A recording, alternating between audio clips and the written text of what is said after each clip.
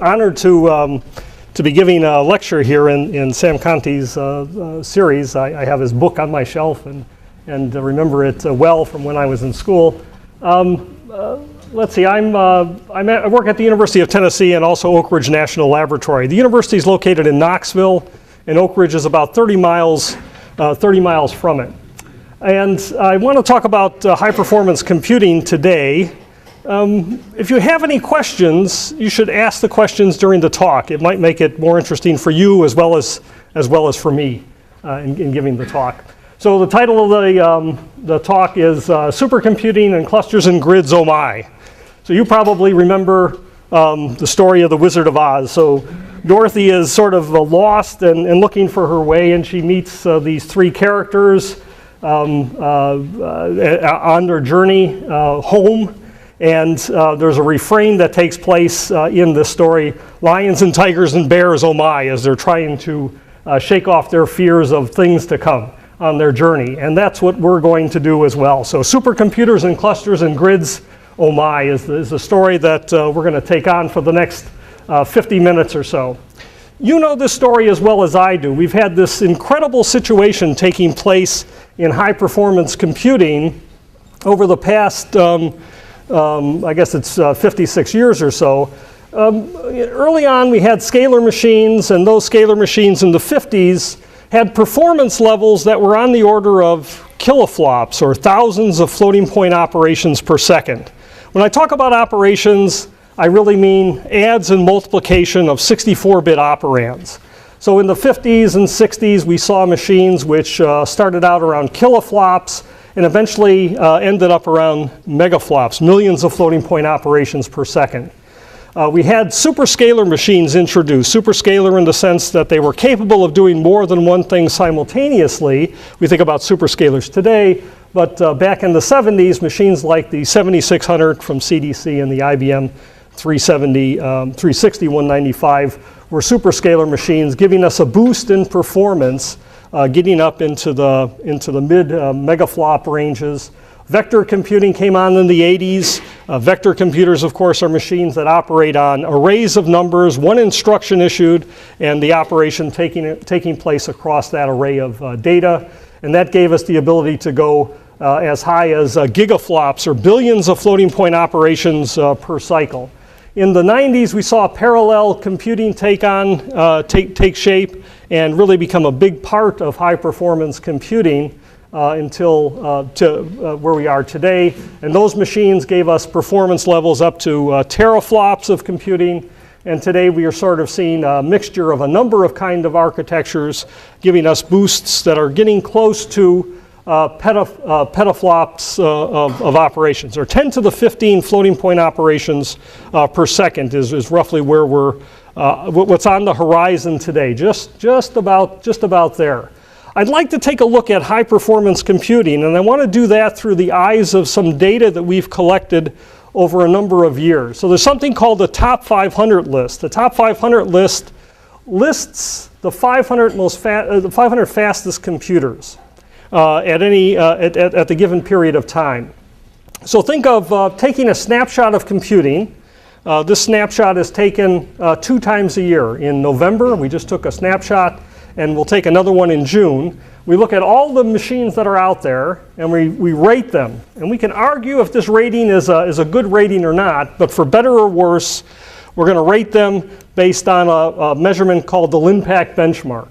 So we ask them to run that benchmark on their machine, capture the performance that they see for solving this problem, AX equals B. So the matrix is dense. We're going to be solving a large, dense matrix problem, and we want to understand what the performance is. The ground rules for solving this are that you can fill up your machine with a matrix, solve it using the best method that you can, doing something like LU decomposition with partial pivoting, and then report to us what the performance is. We give you the matrix generator, and you have to satisfy some numerical precision test in order to have a valid result, and then you get rated. And what happens is, as you increase the size of a problem, the performance goes up until you reach some asymptotic point. And we really want to capture the asymptotic point for your machine. So that's sort of the idea. I mentioned it's updated twice a year, and if you're interested in looking at the details of this, you can go to the Top 500 website to get a full picture of that. So here is sort of a encapsulation of the 14 years that this benchmark has gone on. So the way to read this is this blue set of dots here represents the machine at the top of the list. So that's machine at number 1 position. So today, the machine at the number 1 position executed that benchmark at 280 teraflops, 280 trillion operations per second. The guy at the bottom of the list, so the guy that just made it on the list at position number 500, is the brown set of dots here. So today, in order to enter the list, you needed 2.74 teraflops of computer performance. And this green set of dots here represents an artificial number. That's the sum of the 500 machines. So think of that as sort of encapsulating what those 500 machines are capable of doing. It's artificial in the sense that we don't use them in aggregate. We just sum up the performance of each of them. So that's about 3.5 petaflops of computing power. And then you can see where things came from. So back here in 1993, the top of the list was at 60 gigaflops, and the guy at the bottom of the list was at 400 megaflops. A number of interesting things comes out of the list, like the slope of the line. So what should the slope of the line be? Well, we know about Moore's law. Moore's law says something about doubling every 18 months. So maybe the performance of this thing should double every 18 months. Well, what happens here is that we actually see a doubling, not 18 months, but every 14 months. So how's that possible? Well, what happens is we're using parallel processing, and we're using it more and more every time. So that tends to increase the slope of that line. There's a number of fascinating things that come out of this. If we take a look at the guy at the bottom of the list today. So the guy at the bottom, he just made it on the list. Back here in 1995, that was the sum of all the machines on the list. It's sort of an incredible situation, just making it on the list. And I'm sort of stunned at this data point. So here's where my laptop fits into the top 500 in some sense. So my laptop is a IBM ThinkPad, and I can run the benchmark on it. So I ran the benchmark on it, and I get over a gigaflop out of that. A gigaflop out of my laptop. That's an incredible situation. So this is a machine I use to read email, right?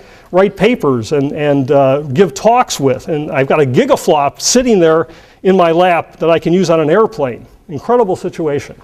And not too long ago, that would have been on the top 500 list. So had you told me back in 1994 that you're going to have a machine that you use on airplanes, give talks with, that'll have over a gigaflop worth of performance, I would have laughed at you. That would have been a joke, right? But I have that today. So the thing I have a hard time with is, where is this going in the future? Where is it going in the next 10 to 12 years? What am I going to have on my lap? And what am I going to be using it for? How am I going to be using all of those flops? So I'm sure Bill will have something to say about that in the end. High performance computing today is sort of in three camps, let's call it. High performance computing comes in systems that have custom processors with custom interconnects. Okay, these machines are really designed for scientific computation.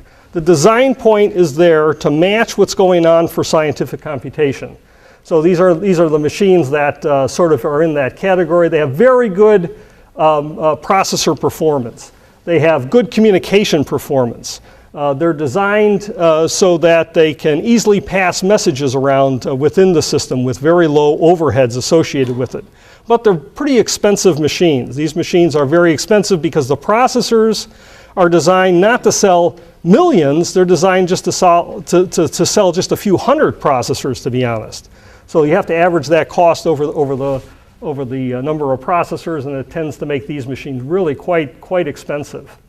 The second category are machines that have commodity processors with a custom interconnect. Now when I say commodity, it's the kind of thing where you should be able to go out and buy it on the web, right? So you can go out and buy processors from Intel or AMD and do something with them. You cannot buy the interconnects, however. So AMD SGI and Cray will not sell you the interconnects associated with that as just an interconnect. These machines have pretty good scaling performance. You can go from tens to hundreds to thousands to tens of thousands of processors, and they have very good communication. They're not quite as expensive as these machines at the top because the processors are commodity processors. They're very low cost, relatively high performance, but the processors were not designed to solve scientific problems, right? They're designed to be home PCs, to be web servers, and to play games, to be honest. That's the design point. The next level of that we see, the next classification are machines that have commodity processors with commodity interconnects. So these are really the clusters. That's really where clusters fit into the story. So they have processors from Intel or AMD. They use GigE, perhaps InfiniBand or MiraNet to do their computations. They have a very attractive price point, but they don't really, they're not designed for scientific computing. So in some sense, we struggle a bit in terms of using them effectively to solve our computational problems. And it really results in a more complex programming model that we have to use in terms of solving things. If we take a look at the top 500 and look how things have changed over the years, you see sort of a dramatic switch taking place. So back when this list started, most of the machines on the list were part of the commodity, part of the custom set. So they were based on custom processors with custom interconnects, and a share of the machines had a hybrid situation using commodity processors with custom interconnects. Clusters were not even on the scene. There were no clusters on the list. The first one, I think, appeared on a machine that David Culler put together at Berkeley in 1995. And it's very slow growth in terms of commodity cluster-based computing until today. It really represents the major set of machines on the list are really based on these kinds of systems, based on commodity processors with commodity interconnects. If we take a look at the 500 machines on the top 500 list today, this is how the processors in those machines are broken out. Intel has, with its Pentium, 32-bit Pentium architecture, has 22% of that market. Well, with its 64-bit architecture, has 22% as well. And then Itanium systems have 7% of the machines. IBM Power Series has 19%. AMD is used in 22% of the machines, and then just a very small fraction by the remaining processors. So 92% is really composed of Intel, IBM, and AMD processors. In terms of the what's happened over time, if we take a look at the processors that were there, we see this kind of story. This is Intel's share of the market. You can see how dominant it is, and perhaps it's gone down just a little bit recently. And that's mainly because of this increase in AMD processors on the list. Historically, though, Intel processors really came on strong with cluster-based computing. Intel used to be in the business of building high-performance systems. So they had a division that built supercomputers. That business wasn't very profitable, I guess, and they went out of business. But Intel processors certainly dominate. You could see how vector processing was a big part of high-performance computing early on, and today just a very few set of machines are based on vector computers. And again, 92% with Intel, IBM, and AMD processors. Jack, Yes. Do you take into account that some of these processors are actually joint development? For example, the Itanium, the joint development in Right. So no, we count that as Intel. So that's Intel's product, even though it was jointly developed by perhaps a wider group of participants. Yes, that's certainly a valid, good point. Yes. Is this distribution similar or different if you look at the percentage of the processing power? Right. So that's another interesting thing. I don't have that slide in my pack today, but it's a similar kind of situation. With respect to that. There's a slight difference in IBM, and we'll see why that's the case in a few slides. If we take a look at the interconnect, we're looking now at, over time, what interconnect is being used in these systems. Early on, they were specialized interconnects, and only recently have they been more commoditized. The interesting thing here is this yellow thing, gigabit Ethernet. So a lot of machines are built with gigabit Ethernet. Miranet has a sizable share, and InfiniBand has an increasing share of that market. So gigabit Ethernet is characterized by rather poor latency, I would say, and rather slow bandwidth, but it's a very attractive price point. So people are buying clusters because of the cost here. They're buying low-price clusters and using them in some way. Again, scientific computing is not the kind of thing that we would think of using very slow, very poor latency and bad bandwidth numbers. Some of these others have much better characteristics, but they're more expensive. So again, it's a lowballing kind of situation. So Gigi, InfiniBand, Miranet account for about 75% of the total number of machines today on the top 500. Again, clusters are a big thing. That's the cluster end of the scale. In terms of numbers of processors in the machines, this is sort of a characterization of what we see in terms of those 500 machines. Clearly a sweet spot here between 500 and 2,000 processors are where we're at today. If you take a look historically at this thing, it moves over with each list slightly. There's machines which have a lot of processors, right? Lots and lots of processors. There's a machine which has, I think, 24 is the lowest number of processors. So clearly everything on the list is parallel. That wasn't always the case. There was a time when you could have a single processor and enter the top 500 list, but today that clearly is no longer possible. This is the top 10 machines on the list. So the way to read this is IBM's at number 1. That's a machine called the Blue Gene.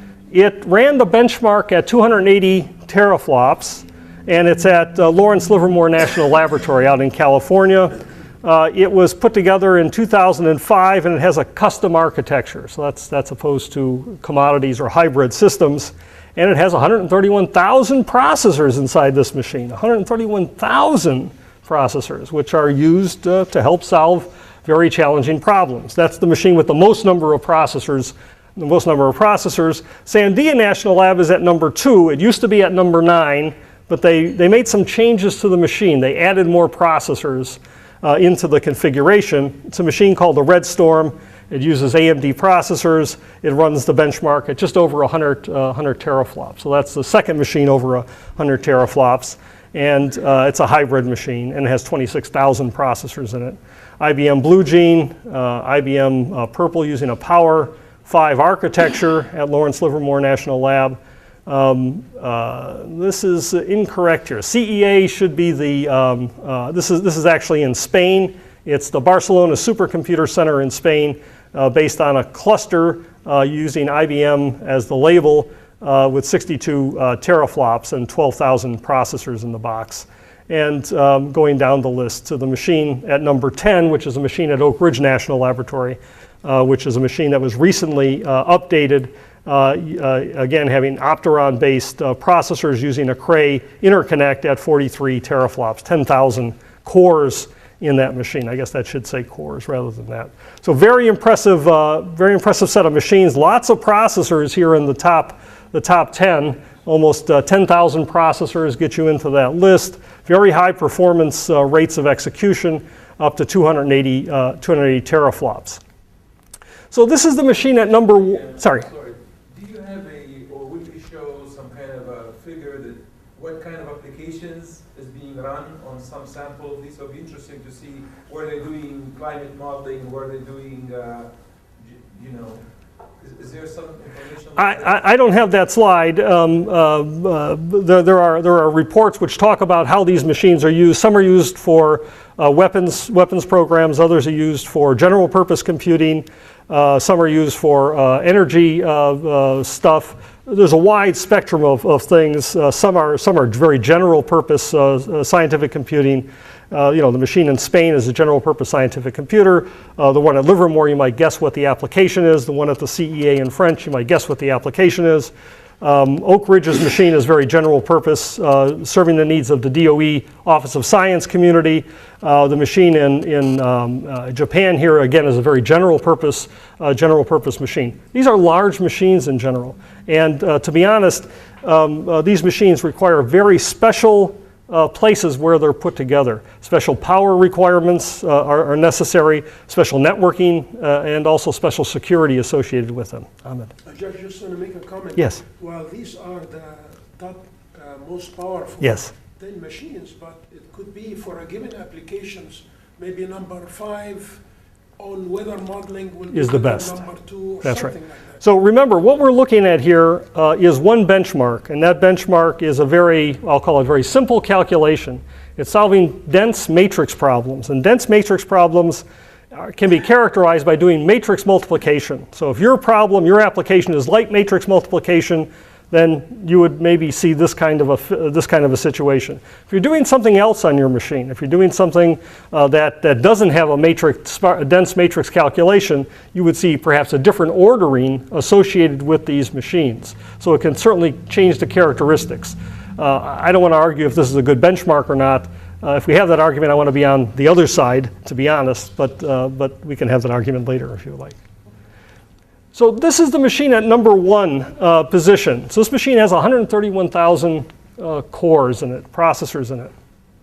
It's made up of the IBM PowerPC architecture. So that's the instruction set that's on the machine. The chip has two cores on it. So each chip has 2 cores. In addition to that, this machine has about 4 different networks in it, 4 different networks for communication. 2 of the networks are embedded on the chip. So there's a tree and a torus-based network that's part of the chip. IBM took one of its ASICs that was designed for an embedded system. I can't remember if this was going to be in cars or if it was going to be in refrigerators, and they modified it. They modified it to fit some specifications here, and they designed this processor around it. It's a very low-powered processor in the sense that the, let's see, I've forgotten what the power consumption is per chip, but it's very low-powered. They have 131,000 of these things in the box. So the way this machine works is they take a chip with 2 processors on it. That chip is about 5.6 gigaflops, peak performance, that chip with the 2 processors. They take those 2 processors and they put 2 chips on a card. So we have a card with 4 processors. That card now is 11 gigaflops of peak performance. They take that card and populate a node board, right? So they take 16 of these cards and populate a node board. And now that gives us 64 processors on one node card, or 188 gigaflops of performance. And then they populate a rack. So they put 32 of these cards, these node cards, into a rack. And that gives rise to 2,000 processors in that rack, or about 5.7 teraflops. And then they fill up a room with these racks. So they fill it up with 64 racks. So it takes 1.6 megawatts of power to fire that thing up. 1.6 megawatts, I have a hard time with megawatts, but it's about 1,600 houses. Depending where you live, a megawatt is about $1 million, right? So $1.6 million to turn the switch on. That's just to turn the switch on. And so this is a very powerful system. The machine has a peak performance of 367 teraflops, and it ran the benchmark in 280 teraflops, yes?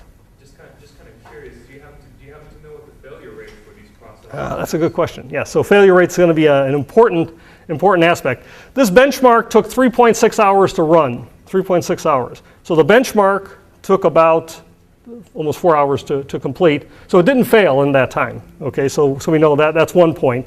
The machine has a failure rate of, now what do we mean by a failure? There's hardware failures and software failures. Hardware failures. Hardware failures, the machine's pretty reliable, so it probably doesn't fail within a week's period of time on a hardware side. Software side, it fails more often than that. Okay, software side, it fails more often than that. So I find that a bit of a surprise that it's as reliable as it is. So a week may sound to you like a short time, but given 130,000 processors, it's a long time. Let's see, what else is there? Okay, so what does this performance mean? If we took every person in the world, if they did 43,000 operations per second, that's equivalent to what this machine can do. Okay, 46,000. So that's sort of the number to keep in mind. Okay, so here's this performance data that we have. So here's the dots representing the top 500 machines, the guy at the number 1 position, the guy at the number 500 position, and the sum of the machines. And now let's extrapolate. So this could be a little dangerous given that we're on a log scale here, right? But let's do it anyway. So that says that we're going to hit a petaflop. There'll be a petaflop machine roughly in 2008 or 2009. So DARPA has a project called the High Productivity Computer Systems Project that they're about to invest another $500 million in, which is going to produce a machine at a petaflop of achievable performance. And that'll be around 2010. So this says that machine is probably, well, it's achievable performance on a number of applications. So we should have a petaflop machine before that for this benchmark is one way to look at that. And then what about my laptop? So, you know, given the trends, where is that going in the future? You know, that says that I reach a teraflop on my laptop in 2015. Now, that's a joke, right? I can't believe I'm going to have a teraflop on my lap that I use on airplanes and use to read email. But, you know, I thought the other one was a joke too, to be honest. So I have to sort of believe it. And then the question is, what am I going to do with that computing power? You know, what exactly will I be using that machine for? You know, I wonder what the battery will look like on the machine, and will it really sit on my lap comfortably? So yeah, those are all questions I have no idea about. But there's this interesting thing. From being on the top of the list to falling off the list takes about six to 8 years. So you're number 1, and then 6 years later, you don't even make it on the list anymore. That's sort of the pace at which things progress with respect to high performance computing. And you know, this pace between being on the list and being in your lap is around 8 to 10 years. The technology changes, which again is a stunning thing that's happening with respect to computing. And you know, I know about logarithms or exponentials, and you know, when it strikes the things that I use, I really have a hard time knowing what I'm going to be doing with all that stuff. Okay, petaflop. By the end of the decade, that's the projection here. There's a number of machines being built at a petaflop. Here's just a few of them. I mentioned the DARPA project, High Productivity Computer Systems. They're building, right now they're going to prototype a machine. It should be ready by 2010. The total investment is probably on the order of $1 billion, right, in the system. And it's going to be a little over 2 petaflops for Linpack. That's the design point for that machine. There's 3 Chinese companies that are developing petaflop machines. Today, these companies have machines in the top 100 already. So Dawning, Galactic are 2 companies. Lenovo is the guy who makes my laptop, right? And they also make clusters and high-performance systems. They've made a statement that they would have a petaflop machine in this time period. The Japanese, a number of years ago, the Japanese had a machine called the Earth Simulator. Earth Simulator was a big thing. It was sort of it was leapfrogged what we had in the States, and a lot of people became concerned that there was technology that we didn't have that people felt was a critical technology for the nation's defense or whatever. And the Japanese are working on another system which they call the Life Simulator, and it's going to be at 10 petaflops, and it'll probably be ready about 2010, 2011 maybe. And the French company Bull is providing a machine to the French Atomic Energy Authority, and that's also going to be at a petaflop system. So many systems, petaflops is where things are headed. It's just on the horizon, and we'll see an example of that in a minute. Looks like the arms race. Looks like the arms race, exactly right. It's a good analogy again. And well, you know the story as well. Today, our processors have enjoyed this incredible situation of increasing the number of gates on our chip, and the architects have managed to turn down, make our chips run faster, reduce the cycle time of our machines. Both of those things are happening, increasing the number of gates and decreasing the cycle time. And that's led to a situation where our processors have become very powerful, but it's also led to a situation where the processors have become very hot.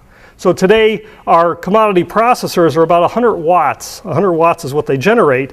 So think about a chip about the size of your thumbnail, and that surface about 100 watts.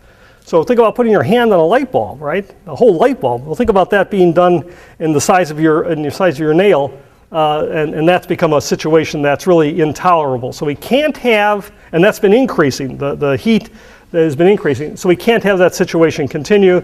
The architects have made a decision that they're not going to have a decreasing clock cycle time for our processors, but we're going to continue to double the number of gates. So what are we going to use those gates for? The architects also have a solution for us. That number of gates will be put into cores. So today we have 2s and 4s and 8s and 16. And as we increase along that curve, we're going to see the cycle time remaining fixed, the number of cores increasing, and that leads to a number of challenges ahead of us in terms of effectively using that. And again, we've enjoyed this curve of just letting our applications benefit from the enhancement that's been made in the processor speed. So we've seen this decrease in the cycle time of our machines. When our applications run on these processors, they enjoy running faster because of the decrease in cycle time. Well, today that's not going to continue unless we do something. So we can't enjoy that free lunch in the sense of just waiting for faster processors. We're not going to get faster processors. We're going to get processors which have more potential in terms of processing power, in terms of numbers of cores on our chips. And unless we do something to exploit those cores, we won't see the realization of those advanced designs. So that's going to cause a major change. It's going to be a change which is very disruptive, I feel, in terms of the way we use our machines.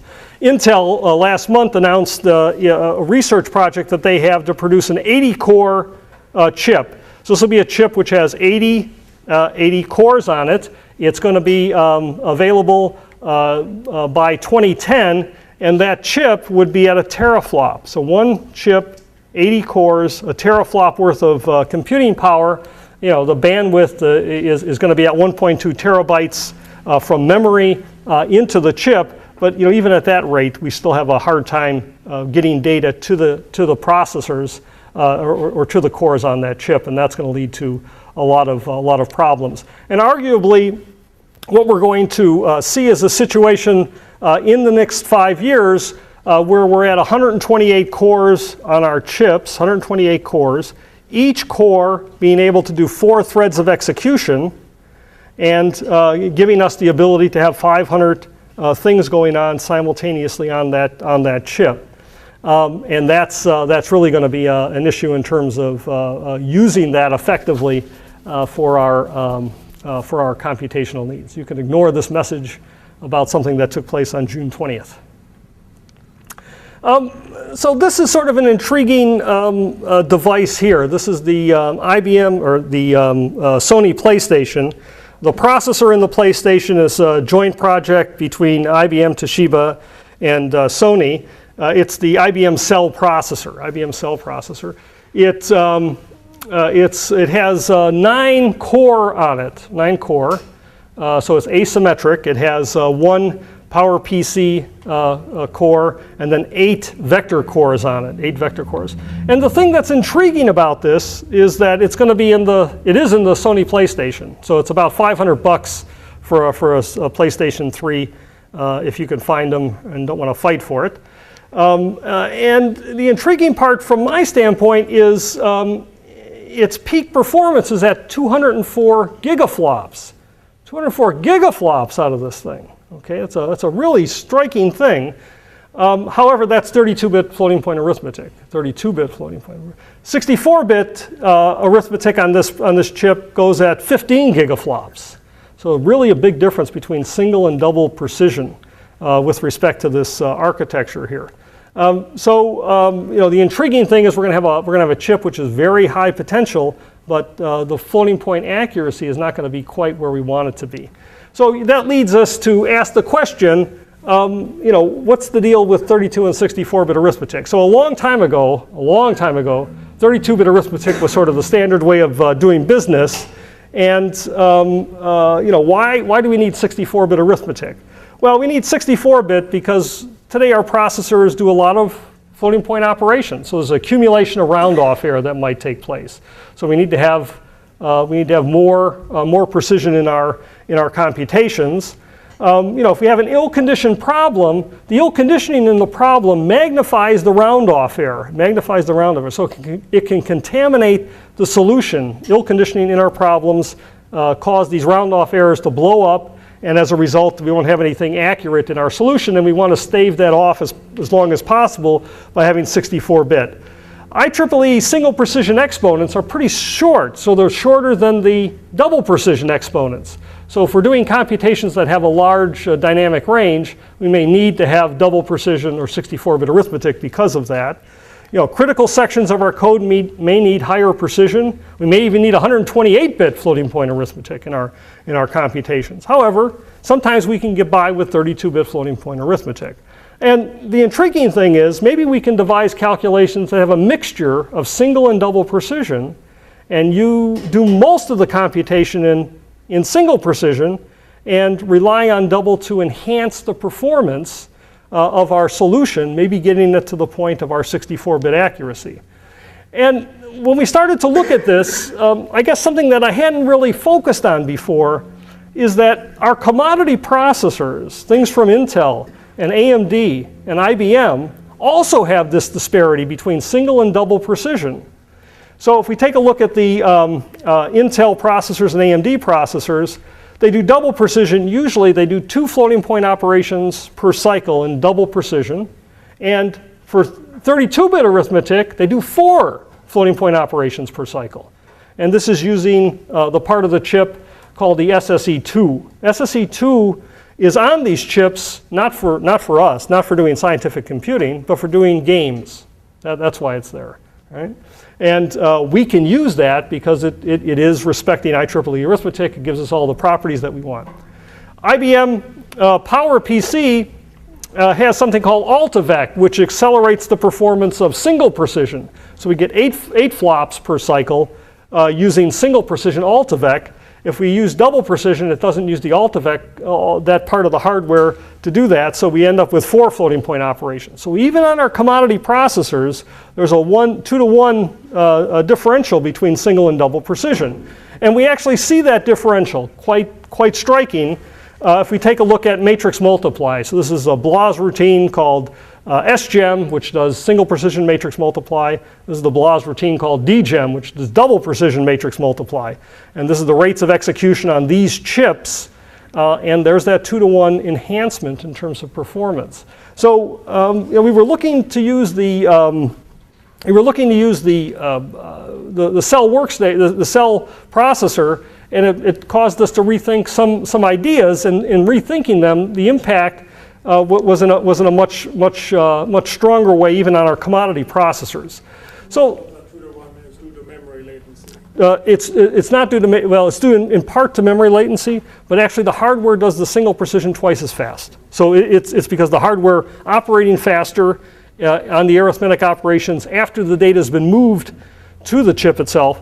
And there is some enhancement because of you're moving half as much data, which is a very good point and should also be exploited. Yes. Jack, in the previous slide, where does the wood crest lie? So it's the same thing. I didn't put it on here, but it's exactly the same speed up of 2. 2. That's right. The wood crest has the thing where double precision is 4 floating point operations per cycle and 8 in single precision. 8 in single precision. So we get the same 2-to-1 effect with the Woodcrest processor. And the same thing is true with Clovertown as well, which is the next generation of these things. Okay, so the idea is something like this. We're going to exploit 32-bit arithmetic as much as possible, especially for the bulk of the computation, and then correct or update the solution using 64-bit arithmetic. So do the computation in 32-bit, calculate a correction in 32-bit, and selectively use higher precision and update that 32-bit with the higher precision thing. So in linear algebra, there's a technique which has been used for years called iterative refinement. Iterative refinement, we think about it for dense systems of equations. We think about doing a factorization of a matrix. We want to solve AX equal B. We could factor the matrix into its LU factorization. We calculate a residual for the solution based on that factorization. And then we solve a system where the residual is on the right-hand side. This vector z that's computed is actually a correction to the solution to our problem. So that's sort of the scenario that we want to exploit. And we have to iterate this until we get a high enough accuracy or accuracy that satisfies our criteria. But in our context here of single double precision, we're going to factor the matrix in lower precision. That consumes order n cubed operations. We're going to compute a residual in higher precision. In order to do that, we need the original data A. We need a copy of it because I destroy a copy of A when I do the factorization. So a penalty for this method is the requirement of 1.5 times the storage. A half time because I do the factorization in 32-bit, and 1 because I have to keep a copy of the original data to calculate the residual. So I calculate the residual based on the original data and the solution there, and I do that in higher precision. And then I solve the system in lower precision, doing order n squared operations.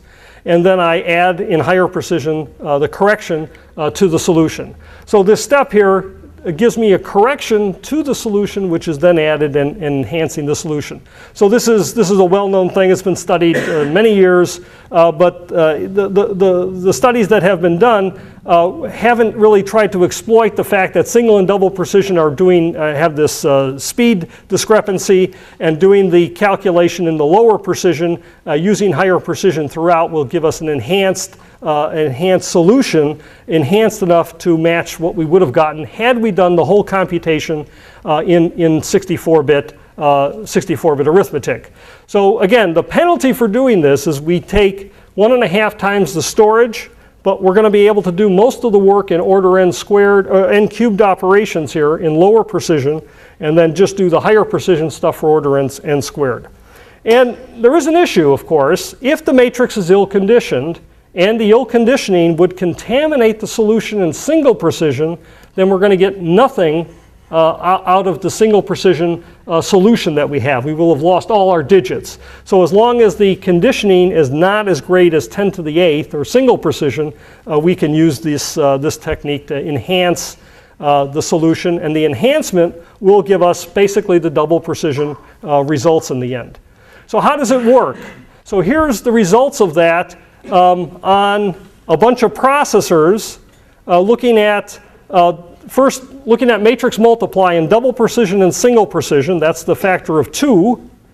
Looking at the solve time in single precision and double precision, that's close to a factor of 2. So double precision is running almost twice as slow as single precision. And then doing iterative refinement, this is the speed enhancement over the double precision solve, getting the same accuracy as the double precision result. So our enhancement our speed up is by this amount here over what we were doing in double precision. Notice it doesn't work on all the processors.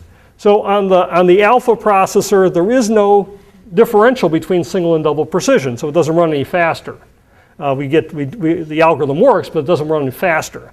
On the IBM Power Series, the same thing. Single and double precision run at the same speed, and the SGI Octane processor, the same situation is there.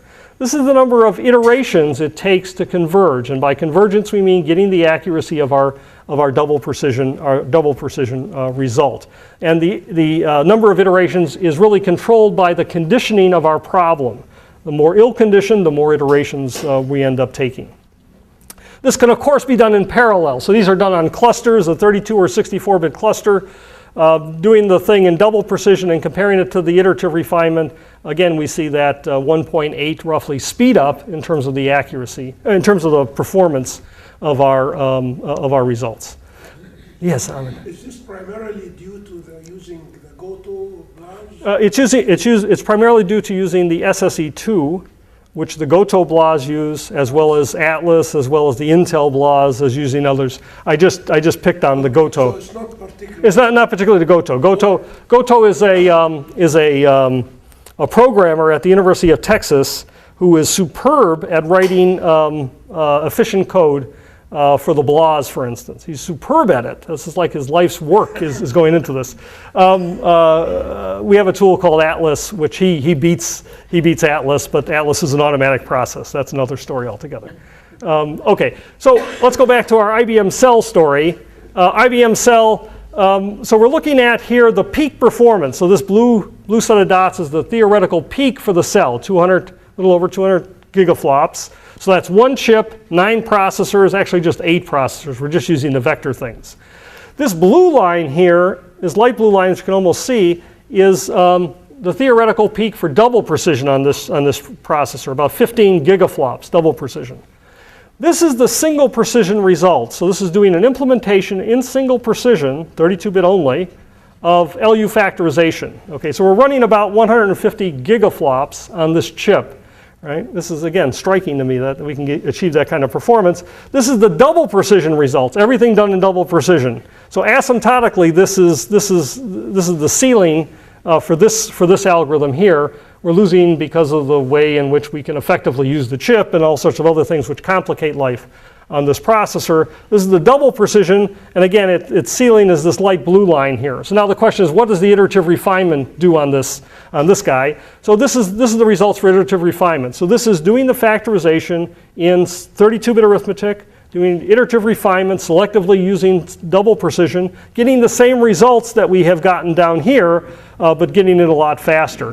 And that's a factor of 8 in this case here. So on the cell, we realized the factor of 8, exactly the same precision achieved for this problem as we would have achieved here, only a lot faster. So that's a good story. These ideas can be extended to other problems as well in linear algebra. So clearly, LU, Cholesky, and QR factorization, we have implementations which can do that based on these things. Eigenvalue problems as well can be couched in these terms to selectively improve the accuracy of eigenvalue problems. We just recently looked at, let me mention, we recently looked at doing this for sparse matrix direct methods. So doing it for sparse direct solvers, this idea can be applied to.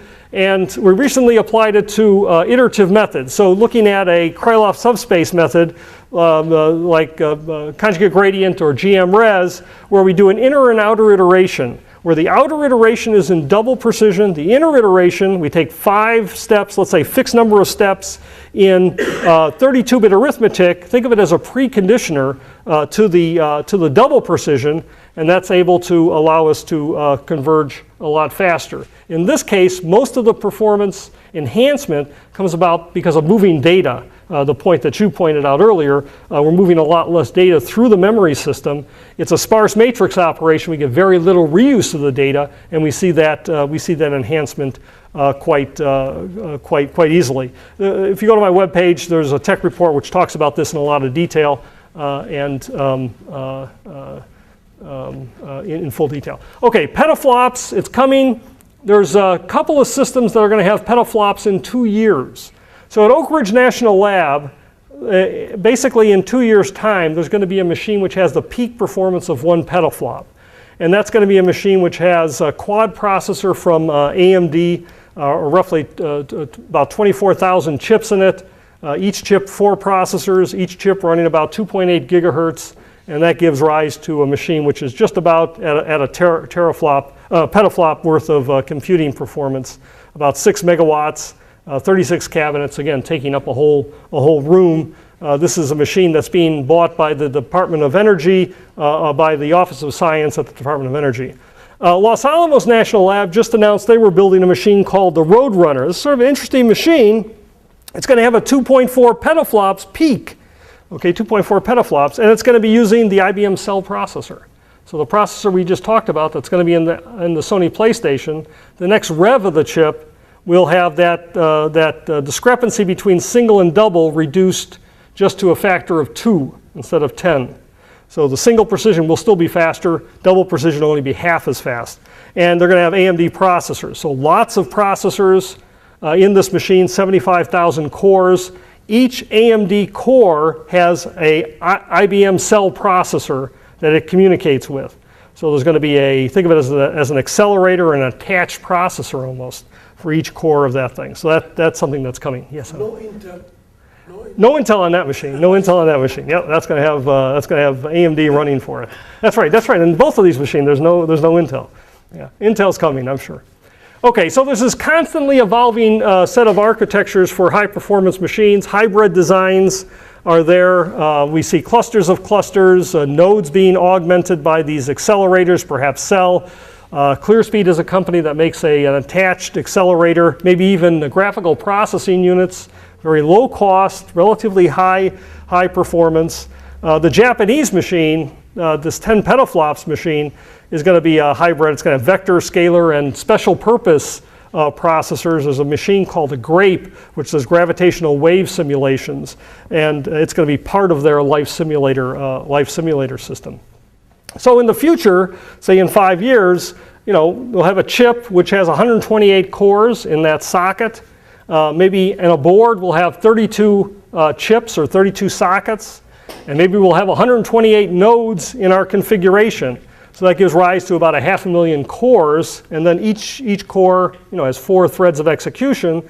So we're talking about 2 million threads that we have to manage, right? So who has to manage? The programmer has to manage that. So that's an enormous sort of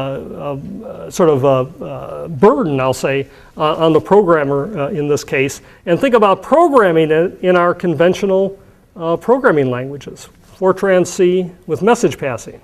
That's an overwhelming task in some sense. Okay, the grid to our final thing on our steps through here. When communication is close to free, we shouldn't restrict ourselves to local resources. This is about putting together, aggregating resources, aggregating hardware, software, databases, remote instruments, putting them together, geographically distributed things under the control of one source, but using them in this virtual way. I sort of think of the grid in the context of a problem-solving environment with a set of resources at the back end, hardware, software, databases, and networks. I'm not talking about free computing. These are resources that the user has some legitimate right to use, but doing it in this large sense, together with some middleware that allows that to happen in a fairly routine way. My favorite problem-solving environment is something like Matlab. So I could see a Matlab front end, combining with resources out here, allowing me to solve a problem that I couldn't solve alone on my front end system. So the grid has, a number of issues with it. Sort of the good parts is the vision is really quite good. The community got together to define this idea of virtual systems, putting together things, and they are developing functional software that can demonstrate the use of this kind of thing. The bad thing is, to be honest, it's been oversold in many ways. It's still very hard to use this geographically distributed set of resources. I think we've underestimated some of the technical difficulties, and to be honest, we provide a point solution for some applications, not something which can be deployed across a wide set of applications. And then the ugly part, we still have to grapple with some of these things. Authentication and security are probably the hardest things to deal with in this context, and this gap between the hype and the reality of the overall situation. But the ideas are good ideas, and they will eventually be part of our computing. So we have this continuum from high performance machines to clusters to grids, maybe even the special purpose machines. There's SETI at home. Even Google is an interesting example of a distributed set of resources being used to do things. A lot of interesting linear algebra in the Google situation as well. And it's not really an either-or question. Grids have a certain strength in terms of doing this coupling of distributed resources, eliminating perhaps time and space barriers. High-performance computings are really there to solve some of our most challenging scientific problems. They engage in tightly coupled systems. Clusters provide a low-cost solution to many of our problems. And there are many challenges there. Some future directions and issues. Petaflop computing will be here in 2 years, not 4 years. Multi-core is with us. It really is going to be disruptive. And I think it's going to have the same effect on programming as message passing had when it first appeared. Today we have 4 core per chip. 64 by the end of the decade, perhaps 1,000 by 2012. hybrid systems, heterogeneous hybrid systems are here and perhaps returning. We had this situation before. Maybe there's a way to mix precision to deliver performance and still maintain this high precision accuracy that we have. One of the issues that we have to really grapple with is issues relating to fault tolerance. You know, things are going to fail when we have hundreds of thousands of processes working. We're going to have software and hardware failures. And today our programming model doesn't support failure. So MPI, if we lose a process, your application falls over. And we need better ways of effectively dealing with that in the presence of hundreds of thousands of processors. Self-adaptivity is going to be a big deal in terms of our software. How can our software adapt to the environment that it's going to run on? How can we do that in a way which doesn't involve the user in the loop and gets the user out and lets the system sort of detect and naturally adapt to the underlying thing? Languages, it's going to be critical that we have some advances in languages for our high-performance computing, and I really think we have a crisis with respect to our software. You know, we have the ability to do petaflops, and really it's just a question of time before we have systems which will be there and achieving that. The real challenge is developing software. We have this huge investment that's there already. Today it requires heroic programming in some sense to get us to the point where we can effectively use it. And we really haven't done much to help with the software costs. Think of it as an ecosystem of our high-performance machines or our high-performance applications. That ecosystem has in it hardware, software, algorithms, and applications. And in some sense, the hardware is far exceeding the ability of our software, algorithms, and applications to keep up with that ecosystem, and that leads to a real imbalance for high-performance computing. So with that, I'm going to conclude. There's a group of people who helped with the top 500. I really didn't have time to talk about our grid-based system.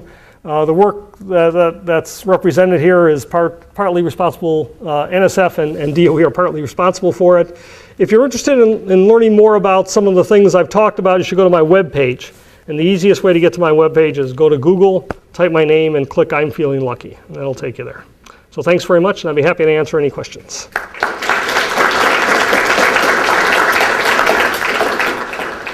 We have time for a question or two.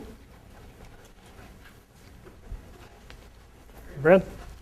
How much of the programming would be made easier if you weren't trying to squeeze the last half of the performance out of every piece of silicon on that machine?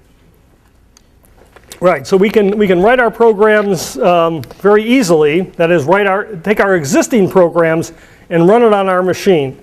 And that may mean we have 130,000 processors where we're going to run our sequential Fortran through it.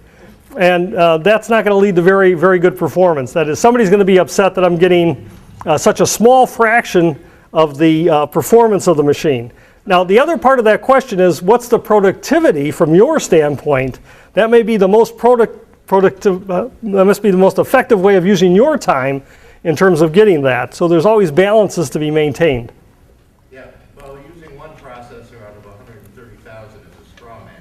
What if you could use 64,000 easily and have to kill yourself to use 130,000? Absolutely. What kind of trade-off would be looked at?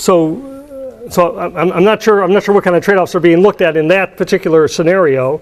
We do have a machine which has that large number of processors, and people are trying to use that machine.